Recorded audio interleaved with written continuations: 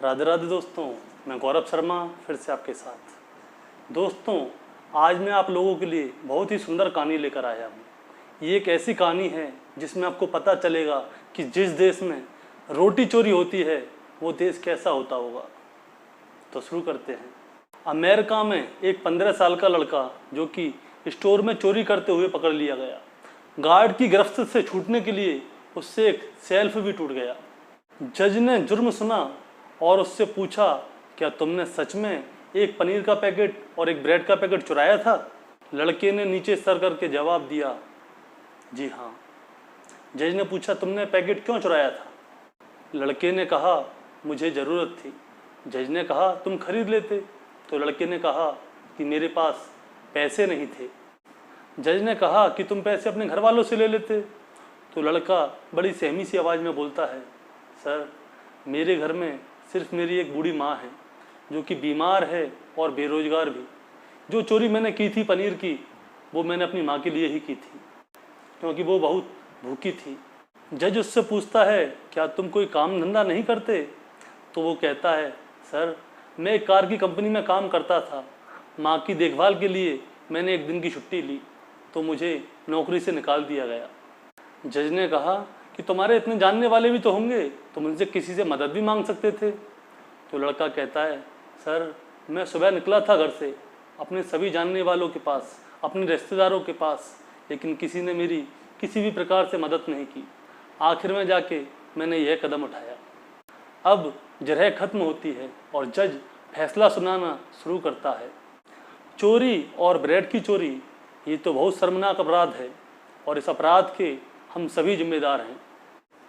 अदालत में मौजूद हर शख्स मुझ सहित बराबर का अपराधी है। इसलिए प्रत्येक व्यक्ति पर 10-10 डॉलर का जुर्माना लगाया जाता है और बिना जुर्माना दिए कोई भी अदालत से बाहर नहीं जा सकता।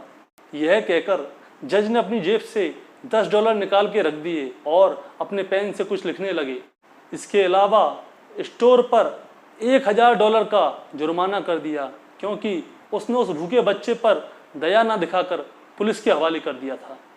अगर 24 घंटे के अंदर स्टोर जुर्माना जमा नहीं करता है तो उसको सील कर दिया जाएगा। फैसला सुनने के बाद कोर्ट में जितने भी लोग थे उन सब की आंखों में आंसू थे और उस लड़के की भी हिचकियां बंद नहीं हो रही थीं। वह लड़का बार बार जज साहब को देख रहा था जो कि अपने आंसुओं को छुपाते हुए कोर्ट से बाहर निकल गए। दोस्तों, क्या हमारा समाज, सिस्टम और अदालत इस तरह के फैसले लेने के लिए तैयार है? आचार्य चाणक्य ने कहा था कि अगर कोई भूखा व्यक्ति रोटी चोरी करता हुआ पकड़ा जाए तो उस देश के लोगों को शर्म आनी चाहिए। तो बोलिए राधे राधे। दोस्तों, इसी प्रकार की बहुत सुंदर सुंदर कहानियां सुनने के लिए आप हमारा चैनल सब्सक्राइब कर सकते हैं। और अब चलते हैं कृष्णवाणी की ओर।